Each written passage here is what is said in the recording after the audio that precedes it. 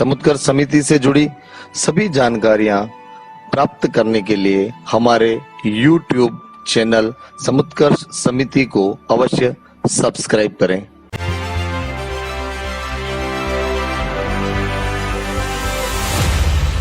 दुर्योधन ने कहा यह असंभव, ये नहीं हो सकता।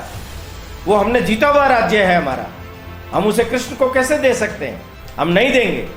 बहन चिंता मत करना, दुर्योधन कभी भी द्रौपदी को प्राप्त नहीं कर सकेगा, ये मेरा वचन है। तुम खुश रहो, तुम्हारे मन के सारे संशयों को दूर कर दो और प्रसन्न होकर के जाओ। 108 नर मुंडों की माला महादेव चाहता है। जब तक तुम उन्हें भेंट नहीं करोगे तब तक तुम चक्रवर्ती नहीं बन पाओगे। देखिए आप, व्यक्ति में जब संस्कार नहीं होते हैं तब उसकी बातचीत में सौजन्यता नहीं झलकती, उसमें बहुत हल्कापन आ जाता, तीखापन आ जाता, अशिष्टता आ जाती। दुर्योधन अपने मामा के साथ बात कर रहा है, पर कृष्ण के प्रति उसके जो शब्द निकल रहे हैं वो बहुत ही हल्के स्तर के। देखिए, कृष्ण भगवान ने गीता में एक बहुत अच्छी उक्ति कही है, संशयात्मा विनिश्चित। जो संशय करता है ना, उसका विनाश होता है। हम धर्म के रास्ते पर अगर चलेंगे, अपने अंदर शत्रुता पैदा कर रहे हैं, दंभ पैदा कर रहे हैं, घमंड पैदा कर रहे हैं, वो आपको आपकी वास्तविक धर्म की ओर बढ़ने नहीं देगा। धर्मो रक्षति रक्षिता। तुम धर्म की रक्षा करो, धर्म तुम्हारी रक्षा करो।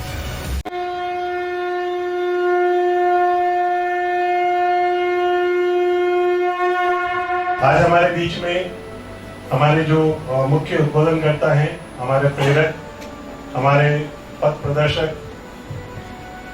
वर्ष 1986 से जो अपना जीवन राष्ट्र निर्माण और राष्ट्र सेवा के लिए समर्पित कर चुके हैं, ऐसे संघ के प्रचारक माननीय ओमजी भाई साहब, आप एक प्रखर लेखक विचारक हैं।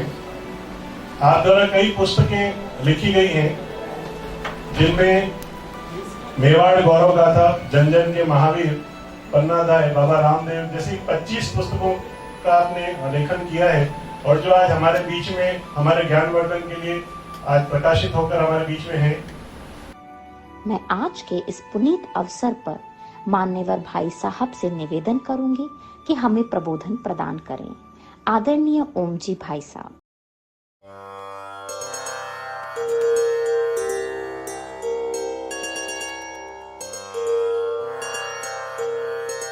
हिंदू भूमे सुरक्षार्थ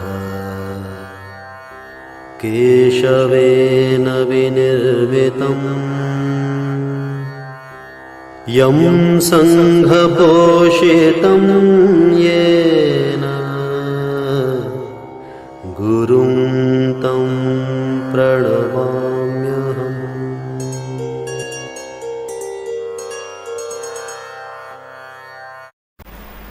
नमस्कार। समुत्कर्ष व्याख्यान श्रृंखला यतो धर्मस ततो जय में आप सब सज्जनों और देवियों का हार्दिक स्वागत है। पिछले 2 एपिसोड हमने विशिष्ट व्याख्यान वाला जो ऑफलाइन पंडित दीनदयाल उपाध्याय सभागार उदयपुर में हुई थी, उसके वक्तव्य को हमने सुना, समझा। आज से हम फिर से महाभारत के आधार पर अपनी जो मूल कथा है उसको फिर से प्रारंभ कर रहे हैं। पिछली बार हम सब लोगों को स्मरण होगा कि पांडव स्वयंवर में भाग लेने के लिए कांपिल्य, द्रुपद की राजधानी, वहां पहुंच गए। कृष्ण ने योजना बनाकर द्रौपदी को इस बात के लिए तैयार कर लिया था कि स्वयंवर के माध्यम से यदि द्रौपदी के विवाह का उपक्रम किया जाए तो द्रुपद की प्रतिष्ठा भी बढ़ेगी और द्रुपद परिवार का जो मंतव्य है उसके भी हल होने की संभावना अधिक बनेगी। पोष कृष्ण एकादशी को स्वयंवर होने वाला है। कृष्ण ने स्वयंवर के अंदर होने वाली प्रतियोगिता के लिए गुरु सांदीपनी और आचार्य श्वेत केतु को सारी व्यवस्था सौंप दी। स्वयं द्वारिका चले गए, वहां अतिरथियों को तैयार किया और वापस स्वयंवर में भाग लेने के लिए आने की तैयारी करने लगे।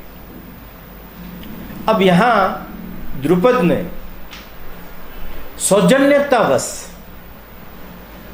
सभी तरफ कृष्ण के कहने के अनुसार स्वयंवर में भाग लेने के लिए आग्रह किया।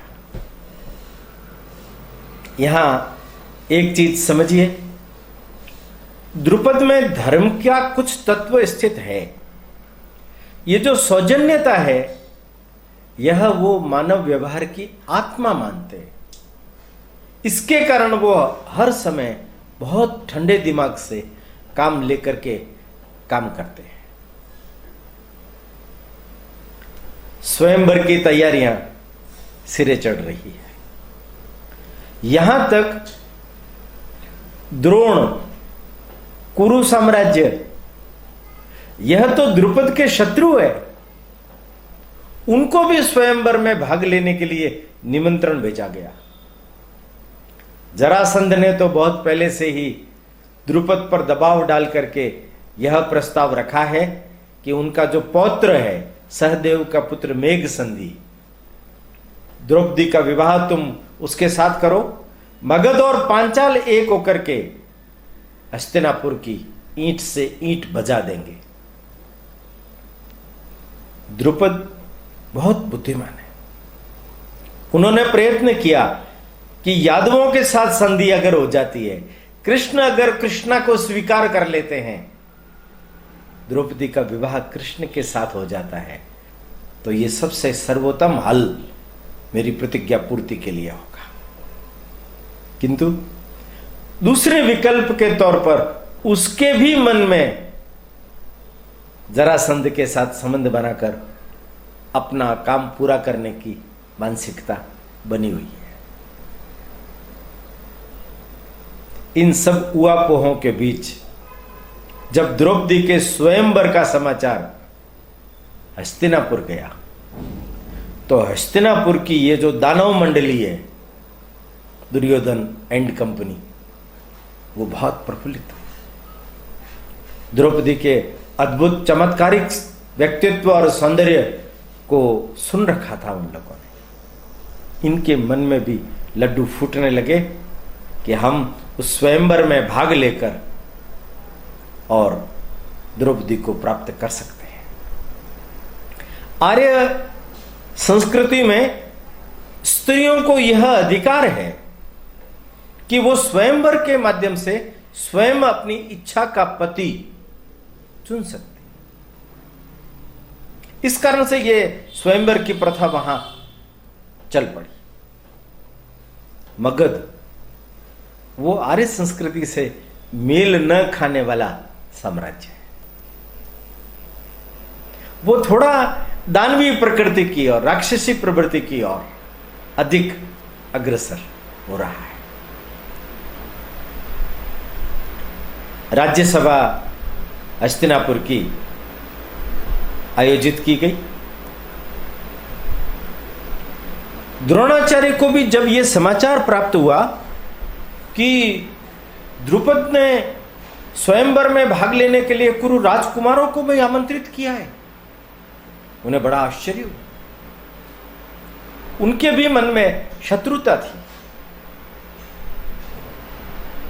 वो चाहते थे यह नहीं होना चाहिए। द्रौपद कन्या अगर हस्तिनापुर की पुत्र वधू बनती है तो मैं हस्तिनापुर को त्याग दूं, मैं हस्तिनापुर में नहीं रहूं। यह सोच करके वे भी सभा भवन में जाने के लिए उद्यत हुए। पहुंचे सभा भवन में, वहां चर्चा चल रही थी।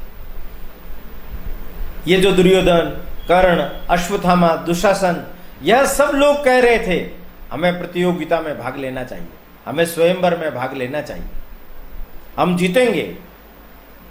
दुर्योधन स्वयं गदा युद्ध, मल्ल युद्ध, धनुर्विद्या इसमें प्रवीण था। कर्ण धनुर्युद्ध का धुरंधर था। अश्वत्थामा भी किसी से कम नहीं था। किंतु शांत चित्त से सब लोग विचार कर रहे थे। द्रोणाचार्य जब पहुंचे तो पितामह ने उन्हें इंगित करते हुए कहा, द्रुपद के यहां से स्वयंवर का जो निमंत्रण आया है, आचार्य आपका क्या अभिमत है? आचार्य ने कहा कि मेरा स्पष्ट अभिमत है, वहां की पुत्र वधू को नहीं लाना चाहिए। मंत्री कुणिक ने पहले ही राज्यसभा में यह बता दिया था कि अगर वहां की पुत्र वधू अपनी कुलवधू बनेगी, द्रौपदी अगर हमारी कुलवधू बनेगी तो हमारा संपूर्ण साम्राज्य नष्ट होने की संभावना। सोच समझ करके किसी भी स्त्री को अपने घर की वधू बनाना चाहिए, ऐसा उसका निर्देश था। आचार्य ने भी यही बात बोली। जब ये सब चर्चा चल रही थी तो दुर्योधन वगैरह ये आवेश में आ गए और द्रोणाचार्य को कहने लगे कि गुरुदेव आप इस बात को समझिए, वो आएगी तो दासी के रूप में आएगी, वो हमारी कोई महारानी थोड़ी होगी। हम तो द्रुपद को नीचा दिखाने के लिए उसकी पुत्री को विवाह करके, हरण करके, जोर जबरदस्ती लेकर के भी आएंगे। अचानक इस पूरे वातावरण में एक मोड़ आता है। विदुर का प्रवेश सभा भवन में आकर के भीष्म पितामह महाराज सबको प्रणाम करके भीष्म पितामह के कान में जाकर के कुछ खुसर फुसर करते हैं। ये सारी मंडली देखती है ये क्या हो रहा है। इतने में पितामह विदुर को कहते हैं उद्धव को सभा में आने की अनुमति दी जाए, लेके आओ सत्समन। वो लेकर के आए। दुर्योधन वगैरह सब भड़क गए। अभी महत्वपूर्ण विषय पर चर्चा चल रही है कि स्वयंवर में भाग लिया जाए या न लिया जाए। इस समय उद्धव का आना ये क्या तुक है? पितामह ने हाथ उठाकर उसको शांत किया। उद्धव आए और आकर के महाराज को प्रणाम किया, पितामह को प्रणाम किया, आचार्य को प्रणाम किया और वो कहने लगे कि मैं इस सभा भवन में श्री कृष्ण का एक विशेष संदेश लेकर के आया हूं। दुर्योधन, कर्ण, इनकी मंडली भड़क गई। कृष्ण वासुदेव, उसका यहां क्या काम है? अब फिर वो वापस आ गया। उद्धव मुस्कुराते रहे, कहने लगे पितामह महाराज, कृष्ण ने एक संदेश दिया है। वो द्वारिका से बलराम, सात्यकी, कृतवर्मा और अन्य बड़े अतिरथियों के साथ स्वयंवर में भाग लेने के लिए कांपिल्य आ रहे हैं। वे चाहते हैं रास्ते में चेकितान का राज्य पुष्कर तीर्थ, वहां वो कुछ विश्राम करें। दुर्योधन ने जोर जबरदस्ती उस मित्र को अपना शत्रु बना लिया और पुष्कर तीर्थ को हड़प लिया, युद्ध में उसको हरा करके भगा दिया। नाग साम्राज्य, करकोटक राजा, उनके पुत्र मणिमान उद्धव ने भी वहीं शादी की है उनकी दोनों बहनों से। उन्होंने कहा मणिमान और पुष्कर तीर्थ के पास में आ गया है, चेकितान को लेकर के यमुना पार कर चुके वो लोग। कृष्ण ने कहा है कि चेकितान को उसका जो पुष्कर राज्य है ससम्मान वापस दे दिया जाए, तभी धर्म की रक्षा होगी। दुर्योधन ने कहा यह असंभव, ये नहीं हो सकता, वो हमने जीता हुआ राज्य है हमारा, हम उसे कृष्ण को कैसे दे सकते हैं, हम नहीं देंगे। उद्धव ने पितामह की ओर देख करके कहा, पितामह, वासुदेव कृष्ण का एक संदेश आपके लिए है। आप महाराज आचार्य ये धर्म के प्राण हैं, ये अधर्म कैसे हो गया आप लोगों के रहते हुए? इसका प्रायश्चित केवल एक ही है, चेकितान को पुनः ससम्मान पुष्कर तीर्थ दे दिया जाए। अतिरथी वहां से रवाना हो चुके हैं, वे युद्ध नहीं करना चाहते, क्योंकि स्वयंवर में जाते समय कोई युद्ध नहीं करता। दुर्योधन भड़क गया, क्या कृष्ण हमें युद्ध की धमकी दे रहे हैं? हम नहीं देंगे, किसी भी सूरत में नहीं देंगे। आचार्य को मौका मिल गया, वो बीच में बोले, यह वास्तव में मैंने तो पहले ही कहा था, तुम अन्याय मत करो। तुमने एक मित्र को शत्रु बना लिया, आसपास के सारे राजा पुष्कर को हड़पने की तैयारी में है। उसने आज तक अपना कुछ बिगाड़ा नहीं था, हमने जबरदस्ती उसको अपना शत्रु बना लिया। पितामह, चेकितान को उसका राज्य लौटा देना, यही एकमात्र मार्ग बचता है, और वासुदेव कृष्ण का भी संदेश यही है। दुर्योधन और उसकी मंडली बिल्कुल तैयार नहीं थी। उस सबके बावजूद भी पितामह ने कहा कि यह धर्म इसी में ही है, और हमें धर्म की रक्षा के लिए यह निर्णय करना पड़ेगा कि पुष्कर तीर्थ चेकितान को लौटा दिया जाए। और स्वयंवर के अंदर आ रही सेना युद्ध नहीं करती। आप लोग स्वयंवर में जाना चाहते हो, ठीक है विदुर, इन लोगों को स्वयंवर में भेजने की व्यवस्था करो, ये स्वयंवर में जाए और चेकितान को उसको उसका राज्य लौटा दिया जाए। द्रोणाचार्य ने अनुमति मांगी, अगर लौटाना है तो मुझे भेजा जाए, मैं जाना चाहता हूं। कृष्ण के प्रति उनके मन में बड़ी भारी उत्सुकता थी।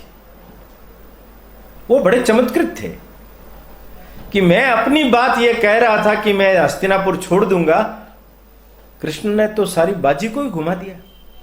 उद्धव को भेज करके उन्होंने बिना युद्ध किए पुष्कर तीर्थ को जीत लिया। कैसा अद्भुत व्यक्ति है। मेरे पास द्रुपद के पुत्र को, शिखंडी को पुरुष बनाने के लिए विश्वास करके भेजा, वो कैसा आदमी है। उनके मस्तिष्क में वर्षों से कृष्ण के बारे में सुनना सुनना सुनना यह हो रखा था। महीनों से उनके मन में यह एक बात पैदा हो गई थी, कृष्ण से मुझे मिलना चाहिए, कृष्ण से मुझे मिलना चाहिए।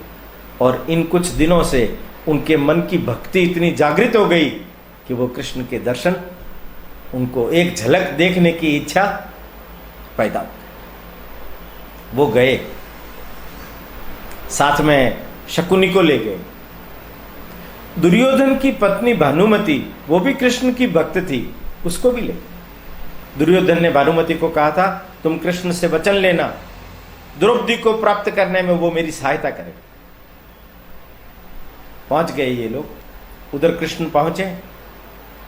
कृष्ण ने सोचा दुर्योधन को ललकार करके एकल युद्ध में मैं उसे परास्त कर दूंगा। और वो पुष्कर की सीमा के अंदर प्रवेश करने के साथ ही जैसे ही पुष्कर का महाद्वार आया, शंखनाद किया। इतने में देखा मुख्य द्वार खुला, 3 रथ उतर रहे हैं, सफेद पताकाएं लहरा रही है। युद्ध नहीं हो रहा, क्या हो रहा है ये? पास में आए 3 रथ, रुके कृष्ण के सामने। कृष्ण ने देखा आगे के रथ में से द्रोणाचार्य उतर रहे हैं। ये भी अपने सारथी के हाथ का सहारा लेके नीचे उतरे, आगे गए और वो आगे बढ़े, ये भी आगे बढ़े, तो कृष्ण ने उनके पैर छूने का प्रयत्न किया तो उन्होंने उसे गले लगा लिया। ये है कृष्ण। इतने लंबे समय की मेरी आस आज पूरी हुई। क्या अद्भुत व्यक्ति है, क्या चमत्कारिक व्यक्ति है। बिना मुकुट का चक्रवर्ती है ये, पूरी दुनिया में इसका नाम है, चमत्कार हो रहा है, लोग उसे भगवान मानते हैं। गले लगाने के बाद कृष्ण ने कहा, आचार्य देव आपकी जय हो। क्या हुआ, कोई युद्ध की व्यवस्था नहीं है? पितामह और राजा महाराज ने चेकितान को वापस पुष्कर लौटाने का निर्णय कर लिया है और मुझे भेजा है इसको सुपुर्द करने के लिए। साथ में शकुनी और भानुमति भी आई। अच्छा, शकुनी तो अव्वल दर्जे का कुटिल, बड़ा नाटकीय अंदाज में आया और दंडवत हो गया, लुढ़कते लुढ़कते बचा, उठ करके बैठा। एक छोलदारी लगा रखी थी, उसके अंदर ये सब लोग बैठे, बातचीत हुई। आपका अतिथि स्वागत है यहाँ। चेकितान वगैरह को बुला लिया गया, उनको सुपुर्द कर दिया गया राज्य। द्रोणाचार्य ने कहा कि वासुदेव एक बात बताओ, तुम इस प्रकार का कैसे सोच लेते हो कि तुम जो सोचते हो वही होगा? वासुदेव ने कहा कि ये मेरी आस्था है, मेरा विश्वास है। अगर मेरी आस्था और विश्वास नहीं होता गुरुदेव, तो आप शिखंडी को अपना शिष्य कैसे बनाते? आप भरी सभा के अंदर मेरा स्वागत करने के लिए पितामह से अनुमति कैसे प्राप्त करते? और पितामह ने चेकितान को उसका राज्य वापस कैसे लौटा दिया? ये मेरी आस्था का ही चमत्कार है। भानुमति आगे बढ़ी, भैया मेरे पति ने यह कहलवाया है कि द्रौपदी को प्राप्त करने में आप उनकी सहायता करो। कृष्ण का अवश्य, जहां तक हो सकेगा मैं सहायता करूंगा। किंतु शकुनी ने कहा, किंतु क्या? किंतु जहां तक मुझे समाचार है कि द्रुपद ने कोई प्रतियोगिता भी रखी है। अब ये दुर्योधन पर निर्भर करेगा। अगर वो प्रतियोगिता जीत लेता है, अगर वो प्रतियोगिता जीत लेता है तो वो द्रौपदी को प्राप्त कर सकता है। ससम्मान वो लौटने के लिए तैयार हुए। जब वो जा ही रहे थे तो कृष्ण ने पीछे से आवाज लगाई, अरे बहन भानुमति सुनो, तुम भैया के पास में आई और बिना कुछ उपहार लिए लौट रही हो, आओ। उन्होंने अपना बाजूबंद खोला और उसके बाजू के ऊपर बाजूबंद बांध दिया। थोड़ा सा झुक करके नीचे होकर के धीरे से आहिस्ता से बोला, बहन चिंता मत करना, दुर्योधन कभी भी द्रौपदी को प्राप्त नहीं कर सकेगा, ये मेरा वचन है। तुम खुश रहो, तुम्हारे मन के सारे संशयों को दूर कर दो और प्रसन्न होकर के जाओ। वो तो उनके पैरों में गिर पड़ी। उसके मन के अंदर यही संशय था। काशीराज की कन्या भानुमति अपनी सौत द्रौपदी के रूप में प्राप्त करने को लेकर के विचलित हो गई थी। कृष्ण ने आज उसको भी उबार दिया।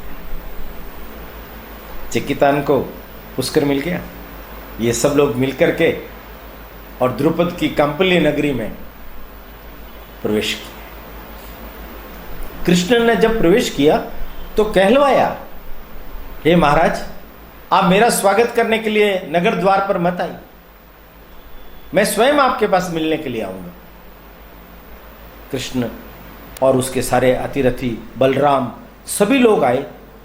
सभी लोगों ने अपने जहां शिविर स्थापित किया था वहां अपने सर्वरथ छोड़ दिए और पैदल ही नगर के अंदर भ्रमण करते हुए राजमहल के अंदर जाने लगे। लोग उनको देखने के लिए पागल हो रहे हैं। जिधर से वो गुजरते उधर भीड़ ही भीड़। कृष्ण मिले द्रुपद से, अतिथि सत्कार हुआ, वापस लौट के अपने शिविर में।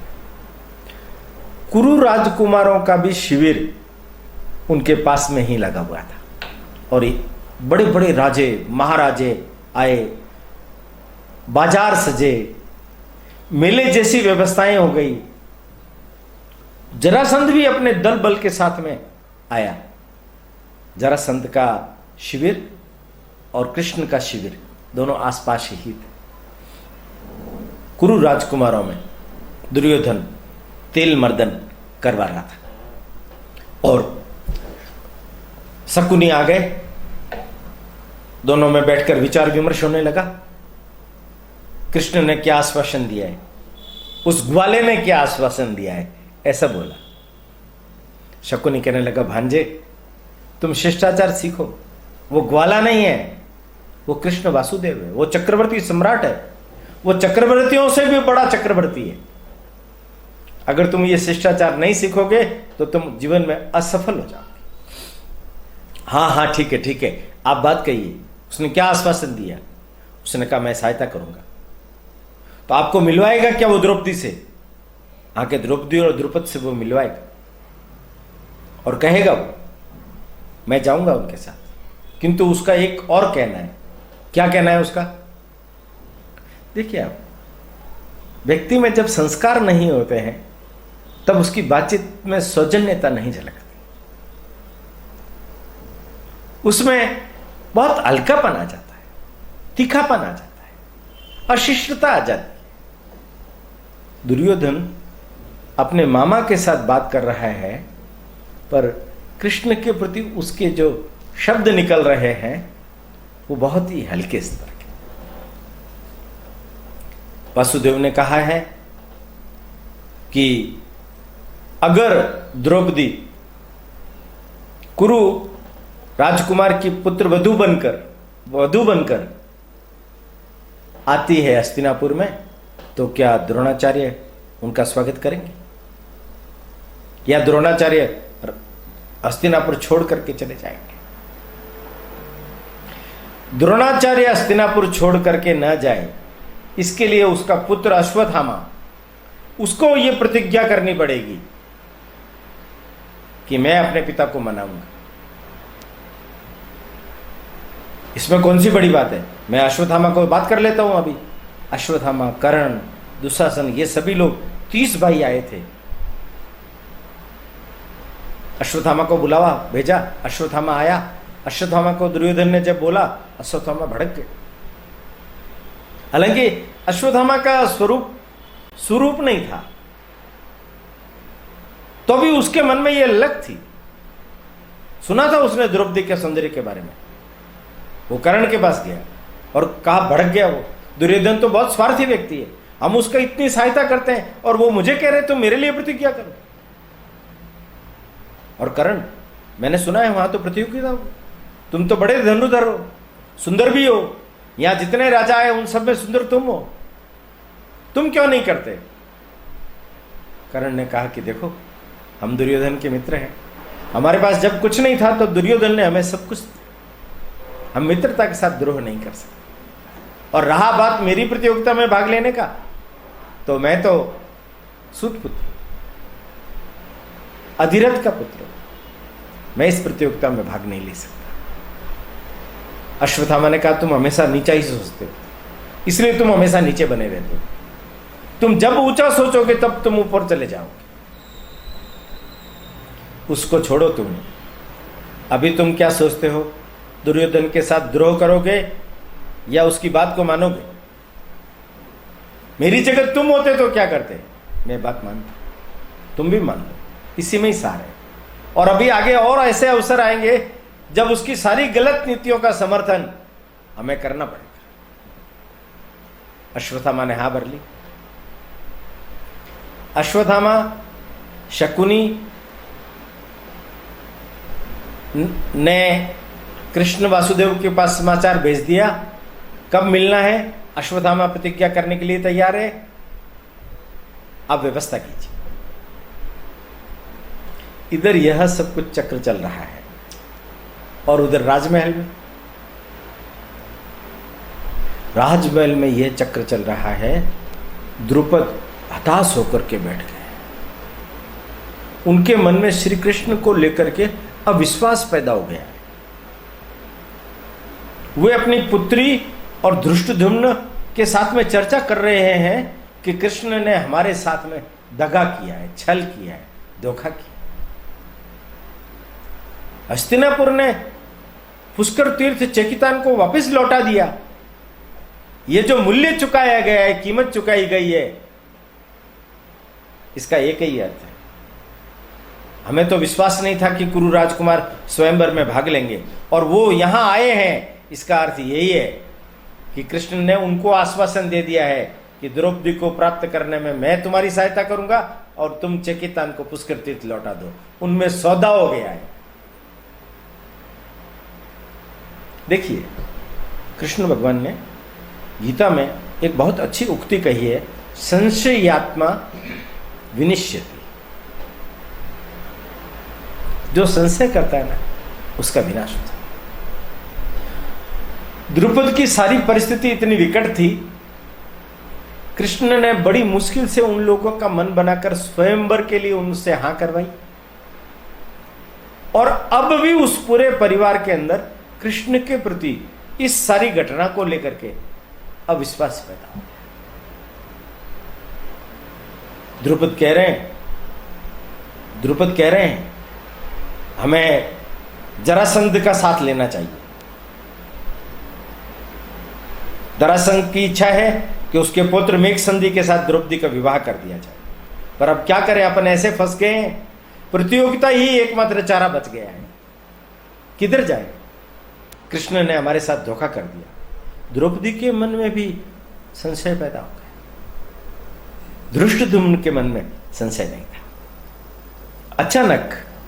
अचानक द्रोणाचार्य के यहां गया हुआ शिखंडी 4 महीने की यंत्रणा भोग करके लौट करके वापस आया। साथ में उसके स्थूलकरण भी था। वो दिन भर में केवल 20 अक्षर ही बोलता है, चुप रहता है। कृशकाय, लंबा, तीखे बाल, लाल आंखें बड़ी बड़ी। शिखंडी ने उसको अपने रथ में रखा और स्वयं महल में प्रवेश किया और जाकर के अपने पिता को प्रणाम किया। सब चकित रह गए। वो तो सोच रहे थे कि गंगा नदी में कूद करके मर गया होगा, वो ये कहां से प्रकट हो गया, इसके शरीर को इतना क्या यंत्रणा दी गई, मारा पीटा गया क्या। सारा पूछा द्रौपदी ने, क्या हुआ भैया, क्या हुआ, तुम कहां चले गए थे, कैसे चले गए थे। प्रश्नों की सारी बौछारों के बीच में शिखंडी ने कहा कि मुझे कोई भगवान मिल गए थे, उनकी कृपा से मैं आचार्य देव के पास गया और उन्होंने मुझे स्त्री से पुरुष बना दिया। पिताजी, अब आप हिरण्यवर्मा को समाचार भेज दीजिए, वो अपनी पुत्री को भेज सकते हैं, क्योंकि मैं अब पुरुष बन गया। मैंने आपकी इज्जत दांव पर न लगे, आपकी इज्जत की रक्षा के लिए ये यंत्रणा सहन की। किनसे करवाया तुमने ये सब कुछ, कौन है तुम्हारे भगवान। भगवान का नाम नहीं बताया, किंतु आचार्य देव का नाम बता दिया। आचार्य देव द्रोणाचार्य, उनकी कृपा से द्रोणाचार्य मेरे शत्रु से उसके शिविर में जाकर के उनका शिष्यत्व ग्रहण किया, निकल जाओ मेरे यहां से। द्रुपद कांपने लग गए, निकल गए। हताश होकर के शिखंडी चल दिया, कृष्ण के शिविर में चला और वहां फूट फूट कर। कृष्ण ने ही उसको भेजा था, कृष्ण ने उसको रखा, चिंता मत करो, सब व्यवस्था ठीक होगी, तुम चिंता मत करो, सब रास्ता निकलेगा। बातचीत वहां राजमहल की यह हो रही है और उधर जरासंध अपने पुत्र के साथ में वार्तालाप कर रहे हैं। सहदेव, ये स्वयंवर क्या होता है आर्य संस्कृति में, ये स्वयंवर। जब द्रुपद को हमने कह दिया कि मेघ संधि के साथ में द्रौपदी को विवाह करना है, तो स्वयंवर क्या होता है। तुम जाओ द्रुपद से बात करो और कहो चक्रवर्ती की ये इच्छा है, अगर उनकी इच्छा का सम्मान नहीं किया गया तो मैं स्वयंवर को नष्ट भ्रष्ट कर दूंगा। और सुनो, मुझे लगता है ये द्रुपद सीधी अंगुली नहीं मानने वाला, हमें द्रौपदी का हरण करना पड़ेगा। जब वो मंदिर में जा रही होगी उसी समय हम उसका हरण कर लेंगे और सारे सैन्य बल के साथ में मगध की ओर प्रस्थान कर लेंगे। पहले तुम उसके समझाओ, अगर वो समझ जाता है तो ठीक है, नहीं तो इसके अलावा दूसरा हल ही है। हमें इस हल पर हर हालत में विचार करना है। अगर द्रौपदी को हम नहीं जीत पाए तो ये जो आर्य संस्कृति के अंदर मेरी जो घुसपैठ है वो नहीं हो पाएगी। उनके मस्तिष्क के अंदर जब ये विचार चल रहे थे तो उन्होंने एक दूसरा सवाल किया। दंड और विदंड गए हुए थे नगर के अंदर सारे माहौल को पता करने के लिए, वे अभी तक आए नहीं। इतने में दंड और विदंड जो उनके पुत्र है वो आए, प्रणाम किया। क्या हुआ, तुम कहां अटक गए थे? उन्होंने कहा कि रास्ते में बहुत भयंकर भीड़ थी, उस भीड़ के कारण हम आ नहीं पाए। भीड़? किस बात को लेकर के भीड़? उन्होंने कहा कि वही ग्वाला कृष्ण वासुदेव, वो भी बलराम और अपने सारे अतिरथियों के साथ में सात्यकी कृतवर्मा स्वयंवर में भाग लेने के लिए आया है। कुर्सी से एकदम उठ गया। कृष्ण वासुदेव, उसका यहां क्या काम? उस ग्वाले का यहां क्या काम? कहां ठहरा है वो? पास में ही उसका शिविर। ओह, माथा पटक। द्रुपद ने तो अपनी पुत्री का विवाह उसके साथ करने के लिए उनको बुलाया था ना, उसने तो मना कर दिया कि मैं विवाह नहीं करूंगा, तो फिर यहां क्या लेने के लिए आया? कुछ मालूम नहीं है पिताजी, पर वो आया जरूर है। रथ लेकर के वो नहीं गया, पैदल ही राजभवन में गया है, वापस अपने शिविर में लौट आया है। कुरुओं के राजकुमार भी स्वयंवर में भाग लेने के लिए आए हैं और सुना है कि चेकितान को पुष्कर लौटा दिया गया है। हो सकता है उन्होंने कुरु राजकुमारों को, दुर्योधन को यह आश्वासन दिया हो कि मैं तुम्हारा विवाह द्रौपदी के साथ करवा दूंगा। चक्कर आने लगे जरासंध को। एक के बाद एक घटना उसके मस्तिष्क के अंदर कौंधने लगी। मेरे जामाता अस्थि और प्राप्ति के पति कंस, जो कृष्ण के मामा हैं, उसको उसने मारा। गोमांतक के अंदर बलराम की गदा मेरे ऊपर पड़ रही थी, उसमें उससे उन्होंने बचाया मुझे। वहां उससे भिड़ंत हुई। कुंडिलपुर में रुक्मणी को हरण करके ले गया। मैंने मथुरा पर इतने आक्रमण किए, उसने यादवों को बचा करके द्वारिका नई नगरी बसा ली। और उसको याद आया, जब वो तहस नहस करके मथुरा को बाहर निकला था तो एक साधु मुंडमालाएं पहने हुए उनको मिला था और वो उनको कह रहा था, 108 नर मुंडों की माला महादेव चाहता है, जब तक तुम उन्हें भेंट नहीं करोगे तब तक तुम चक्रवर्ती नहीं बन पाओगे। हा हा हा हा हा, ऐसा कहते हुए चल दिया। ये कृष्ण वासुदेव मैं जहां जहां जाता हूं वहां पहुंच जाता है और वो सब मटिया मेट कर देता है। कृष्ण वासुदेव को मालूम था सब घटनाक्रम। उनके गुप्तचरों की सीमा रेखा व्यापक थी। कहां किस शिविर में कौन क्या कर रहा है, कैसे सोच रहा है, कैसे विचार कर रहा है, उसकी पग पग की, पल पल की रिपोर्ट उन तक पहुंचती थी। वासुदेव ने कहा कि चलो द्रुपद से मिल के आते हैं। गए। द्रुपद अस्वस्थ थे। उन्होंने अपने महामंत्री उद्बोधन को कहा, द्रौपदी से मिलवा दो।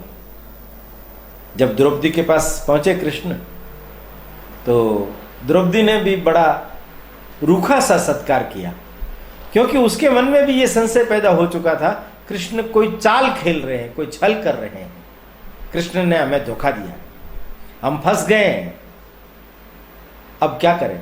कुरु राजकुमार दुर्योधन, उसकी मैं पुत्रवधू, उसकी मैं पत्नी बनूंगी? कदापि नहीं। बातचीत चल रही थी। कृष्ण आए, बैठे, रूखा सत्कार हुआ। उन्होंने मुस्कुरा करके कहा कि कृष्ण, तुम भी मुझसे नाराज हो क्या? मेरे प्रति तुम्हें अविश्वास हो गया? द्रौपदी ने सारी बात कह सुनाई, जो द्रुपद सोच रहे थे, जो वो सोच रही थी। कुरु राजकुमारों का आगमन, चेकितान, सारे प्रश्न उसने एक साथ एक ही सांस में कह डाले। कृष्ण बैठ गए आसन पर, अपने मुकुट को खोला, अपने खड़ग को निकाल करके रखा और कहने लगे, तुम चिंता मत करो। सबसे बड़ी बात है, तुम्हारा अगर मेरे ऊपर अविश्वास हो गया तो मैं कुछ भी नहीं कर पाऊंगा। कृष्णा, मैं तुमसे केवल एक ही चीज मांगता हूं, वो है विश्वास। तुम अगर मेरा विश्वास करोगी तो मेरा बोझ हल्का हो जाएगा। तुम नहीं जानती आज धर्म किस मोड़ पर आकर के खड़ा हो गया है। मैं जो चीज कर रहा हूं वो करने का समय आ गया है, पर लगता है महाराज आप मेरे ऊपर संशय करके मेरे सारे योजना को, धर्म को क्षति पहुंचा दोगे। कृष्ण ने कहा, तुम निश्चिंत रहो। तुम क्या चाहती हो? मैं दुर्योधन से विवाह नहीं करना चाहती हूं, निश्चिंत रहो। मैंने उसकी पत्नी भानुमति को भी यही वचन दिया है कि दुर्योधन द्रौपदी को प्राप्त नहीं कर सकेगा। तो फिर आपने वो जो वो किया वो सब गर्भ में रहने दो। हम धर्म के रास्ते पर अगर चलेंगे, अपने अंदर शत्रुता पैदा कर रहे हैं, हम दंभ पैदा कर रहे हैं, घमंड पैदा कर रहे हैं, वो आपको आपकी वास्तविक धर्म की ओर बढ़ने नहीं दे रहा। धर्मो रक्षति रक्षिता। तुम धर्म की रक्षा करो, धर्म तुम्हारी रक्षा करेगा। परसों के दिन तो पोष कृष्ण एकादशी के दिन तो स्वयंवर होने वाला है ना। तो जब स्वयंवर होने वाला है, तुम तब तक शांत रहो, प्रसन्न रहो, और तुम यह सोचो मैं तुम्हें एक ऐसे व्यक्ति की महारानी बना दूंगा जो चक्रवर्ती सम्राट हो। मैं तुम्हें एक ऐसे स्थान पर अधिष्ठित कर दूंगा कि तुम दुनिया भर के अंदर राज करोगी। पर कैसे होगा, क्या होगा, ये मैं अभी कुछ नहीं बता सकता। द्रुपद को जाकर के द्रौपदी ने यह सब बात बताई कि कृष्ण ने ऐसी सारा आश्वासन दिया है, तो कृष्ण हमारे साथ खेल खेल रहा है, तुम्हारे साथ भी खेल खेल लिया, तुम उसकी बातों में आ गई। इतने में देखा शिखंडी फिर लौट आया। द्रुपद बातचीत कर रहे थे, कृष्ण हमारे साथ धोखा कर रहे हैं, और शिखंडी ने प्रवेश करते ही कहा कि नहीं पिता, वो हमारे साथ धोखा नहीं कर रहे, वो तो भगवान है, वो किसी के भी साथ धोखा नहीं कर सकते। तुम फिर आ गए, मैं एक संदेश लेकर के आया। आप जिस ऊहापोह में पड़े हो, आपको लग रहा है कि स्वयंवर में क्या होगा, अगर दुर्योधन ने जीत लिया तो? यही तो प्रश्न है, यही तो प्रश्न है। प्रतियोगिता को दुर्योधन ने जीत लिया तो फिर हम कैसे रास्ता निकालेंगे? मैं उसी का रास्ता बताने आया। दुर्योधन अगर जीत लेगा तो मैं भरी सभा में दुर्योधन के ऊपर आक्षेप लगाऊंगा। कौन सा आक्षेप? कि दुर्योधन अपने पांचों भाइयों और अपनी मां कुंती का हत्यारा है। दुर्योधन, उनकी जो वारणावत में हत्या हुई उसका हत्यारा वो है, तुम कैसे कह सकते हो? उन्होंने कहा मेरे पास प्रमाण है। क्या प्रमाण है? ताली बजाई, स्थूल करो, आ गया अंदर। ये वही स्थूल कर्ण है जिसने मुझे पुरुषत्व प्रदान किया, ये उसका साक्षी है। आप कुछ भी सवाल करेंगे, ये 20 अक्षर से ज्यादा दिन भर में नहीं बोलते। आप पूछिए जो कुछ पूछना है। उन्होंने पूछा, क्या दुर्योधन ने पांचों पांडवों और उनकी मां कुंती को मारा है? उसने गर्दन हिला के कहा हां। वारणावत के अंदर इसका षड्यंत्र किसने किया? दुर्योधन ने। उसने फिर, तुम्हें कैसे मालूम? मुझे आदेश दिया। पुरोचन, पुरोचन ने वहां आग लगाई। पुरोचन तो वहीं जल करके मर गए। दुर्योधन तो कह रहा है मुझे उसका बड़ा दुख है। वो महल किसने बनाया? तुमने? स्थूलकर्ण का। स्थूलकर्ण के द्वारा लाक्षागृह बनवाया गया पुरोचन में। किंतु विदुर की सजगता के कारण से वे लोग सुरंग में से निकल करके बाहर चले गए। इन लोगों को, कौरवों को अभी तक भी यह भ्रम है कि पांडव जिंदा नहीं है, जल मरे। धृष्टद्युम्न ने कहा कि शिखंडी ठीक कह रहा है। अगर यह आक्षेप दुर्योधन के ऊपर लगेगा तो द्रौपदी उसको अपने वर के रूप में स्वीकार नहीं करेगी। द्रौपदी कह देगी मैं ऐसे मातृहंता और भातृहंता व्यक्ति से विवाह नहीं करूंगी। धर्म के प्रति सजग राजा लोग हमारे पक्ष में हो जाएंगे, भले ही युद्ध हो हम जीत जाएंगे। पिता हम जीत जाएंगे। द्रुपद ने कहा ठीक कहा तुमने, ठीक कहा तुमने। उधर एक बड़ा विचित्र निर्णय होने के बाद राज परिवार के मन में थोड़ा संशय दूर होकर निश्चिंतता आ गई। एक बड़ी विचित्र घटना घटी। कृष्ण वासुदेव कितने सजग हैं।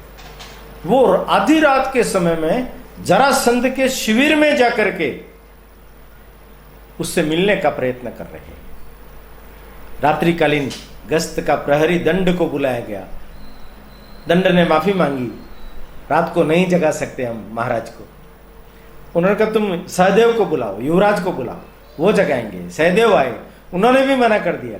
उन्होंने कहा कि उनकी जान के ऊपर खतरा आ गया है, मुझे उनको आगाह करना जरूरी है, उनकी जान पर बनाई है। अगर अभी मुझे नहीं मिलवाया गया तो कल उनकी जान नहीं बचेगी, कल वो सूरज नहीं देख पाएंगे। जब ऐसी विकट स्थिति हो गई तो सहदेव गए, जरासंध को जगाया, कहा कि कृष्ण वासुदेव आए। कृष्ण वासुदेव? वो ग्वाला रात के समय यहां किस लिए आया है? एकदम विचित्र हो गए। बुलाओ उसको। ले गए। उद्धव और कृष्ण दोनों गए थे। उद्धव को बाहर रख दिया, खड़ग वहां दे दिया। उन्होंने कहा मैं नियत था ही आया हूं, डरने की कोई जरूरत नहीं। बैठे दोनों, पास में दंड और सहदेव भी खड़े थे। तो कृष्ण ने कहा कि इनके सामने हम दोनों की बात नहीं हो पाएगी। तुम मेरे शत्रु हो, मैं आपका शत्रु ही बना रहना चाहता हूं, किंतु फिर भी मैं शत्रु होते हुए भी आपको मित्रता का उपदेश देने के लिए आया हूं। मेरी बात ध्यान से सुनो, क्या कहना चाहते हो तुम? द्रौपदी मंदिर में जब जाएगी उसी समय ही तुम उसका अपहरण कर सकते हो, किंतु ये भूल मत करना क्योंकि मैं वहां खड़ा रहूंगा। मेरे सारे अतिरथी ससज्ज खड़े रहेंगे। दूसरा, यज्ञ मंडप में जब वो जा रही होगी उस समय तुम उसका हरण कर सकते हो। उस समय मैं राजाओं के बीच में बैठा हुआ तुम्हें मिलूंगा। तुम मुझे क्या कहना चाहते हो? धमकी दे रहे हो मुझे? तुम्हारा क्या आशय है? ऊपर से वो भभक करके बोल रहा है, किंतु अंदर से वो डर रहा है कि इसको सब बातें मालूम कैसे पड़ी। ये क्या कोई चमत्कारी जीव है? ये क्या मन पढ़ना जानता है? और महाराज आपकी उम्र 84 साल हो, दिखती नहीं। आपका पुत्र सहदेव और मेघसंधि धनुर्विद्या में प्रवीण नहीं है, और वहां गुरु संदीपनि ने धनुर्विद्या का ही प्रतियोगिता रखी है। वो उसमें सफल नहीं होंगे। उसमें आप सफल हो सकते हैं, पर ध्यान रखना, आप अगर इस बुढ़ापे में वहां जाकर के आजमाने लगे उस विद्या को और सफल नहीं हुए तो भरी सभा में आपका चक्रवर्तित्व दांव पर लग जाएगा। इसलिए आप ये गलती करना मत। तुम क्या कहना चाहते हो? कुछ नहीं। आए हो, आर्य संस्कृति को समझते नहीं हो। यहां युद्ध करना कठिन है, किसी भाग लेने वाले व्यक्ति को मारना कठिन है। अगर मेरे को खड़ग से तुमने उड़ा भी दिया यहां, मैं तो खड़ग लाया नहीं हूं, तो कल सुबह तुम्हारा सिर नहीं बचेगा। ये जितने लोग राजा आए हैं, ये सब धर्म युद्ध की परिभाषा, आर्य संस्कृति की परिभाषा, स्वयंवर की परिभाषा, उसके नियम सब जानते हैं। वो कृष्ण उठ करके खड़े हुए, मेरी चेतावनी को निरर्थक न समझा जाए जरासंध जी, आज्ञा दीजिए। मैं सोचता हूं आप अपने हित को अच्छी तरह से समझते हैं। कृष्ण बेधड़क होकर के निकल गए। कितना बड़ा साहस, कितनी अधिक बुद्धिमता, मस्तिष्क को हतप्रभ कर देने वाली, चकाचौंध कर देने वाली दृष्टि से परिपूर्ण श्री कृष्ण। यह स्वयंवर का आयोजन उन्हीं के द्वारा ही रचा गया है। और धर्म की पुनर्प्रस्थापना के लिए महामुनि व्यास के साथ मिलकर के उन लोगों ने इस योजना का निर्वहन किया है। अब देखिए ये स्वयंवर किस तरीके से परिपूर्ण होता है और किस तरीके से श्री कृष्ण और वेद व्यास जी की मनसा परिपूर्ण हो पाती है। अगले एपिसोड में द्रौपदी के स्वयंवर के बारे में हम और अधिक विस्तार से सुनेंगे। तब तक के लिए मैं आपसे आज्ञा लेता हूं। प्रणाम। समुत्कर्ष समिति से जुड़ी सभी जानकारियां प्राप्त करने के लिए हमारे YouTube चैनल समुत्कर्ष समिति को अवश्य सब्सक्राइब करें। आप सभी का समुत्कर्ष समिति के प्रति यही स्नेह और आत्मीय भाव बना रहे। धन्यवाद।